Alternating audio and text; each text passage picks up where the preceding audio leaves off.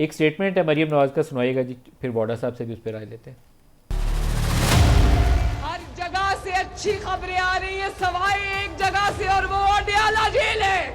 وہاں سے صرف خط پہ خط آ رہے ہیں, منتیں ہو رہی ہیں کہ اللہ کے واسطے مجھے بچا لو. کسی جماعت میں نوجوان یوتھ کی رٹ لگائی ہوئی تھی. میں پوچھتی ہوں انہوں نے کیا دیا ہے نوجوانوں کو؟ اپنے بچے لندن میں ہوتے ہیں اور قوم کے بچے جیلوں میں ہیں. اپنے بچے آرام اور آسائش میں پل رہے ہیں, قوم کے بچے جیلوں میں سڑ رہے ہیں, عدالتوں میں دھکے کھا رہے ہیں. عمران خان کو بھی سمجھ آ گئی ہے کہ قوم کو سمجھ آ گئی ہے. عمران خان کے دور میں جو 38% مہنگائی تھی, آج وہ 5 یا 6 ڈیجٹ پہ آ چکی ہے. کہاں وہ معیشت ڈوبنے کی باتیں کہ معیشت ڈوب گئی. آج کیا خبر آتی ہے, معیشت اب ٹیک آف پوائنٹ پہ آ گئی ہے. مریم نواز شریف محنت کرے گی اور آپ کی زندگیوں کو تبدیل کر کے رہے گی.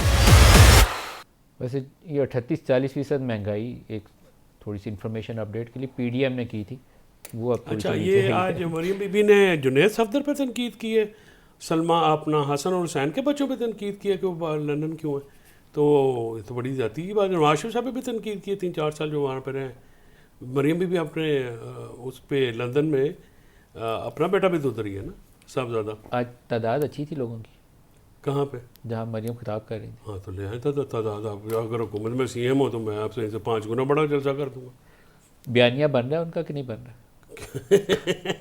یہ فیصل حکومت واڈا کر صاحب رہے ہیں, آپ نے اسمائل سیاست دیکھی نہیں کر پورے رہے. پروگرام میں پہلی دفعہ سے اور یہ جو لاشیں ہیں نا, یہ لاشیں جو اٹھائے پھرتے ہیں, اس کی وجہ سے ان کی یہ حالت ہے جو بالکل اگر آپ اس سے ان کا بھی ان پاپولیرٹی کا بوجھ بھی اٹھایا ہوا ہے. باقی شاید باغ لاہور میں تھانہ چھاپا پڑے نا, باہر نکل کے لوگ سارے فوج کو سیدھے ہوتے ہیں, حالانکہ فوج کا لینا دینا بھی نہیں ہوتا. بفر زون ہی ختم کر دیا ان کی نالائکیوں نے. یہ جو مریم نواز شریف کے خطابات ہیں نا, جن کا منہ نہ سر نہ پیر, ٹھیک ہے, اور سرپلس میں کون صبح جا رہا ہے, مزمل اسلم کو کسی سے بلا لیجیے گا, وہ آپ کو بتائے گا. واڈا صاحب مریم نواز کا کوئی بیانیہ بن رہا ہے کہ نہیں بن رہا جی؟ دیکھیں سر, میں بہت سیریس پالیٹکس کرنے کا عادی ہو گیا ہوں, تو میں سیریس پالیٹکس ہی کروں گا. پھر یہ سوال نہ پوچھو, میں سر آپ نہ پوچھیں تو بہتر ہوگا سر. اتنی محنت کر رہے ہیں وہ کمال ہے. دیکھیں سر میری بات سنیں, جو محنت آدمی کر رہا ہے, جو ہمارے لیے روشنی کی کرن ہے, جو ٹیم پلیئر ہے پاکستان کا, وہ آرمی چیف ہے.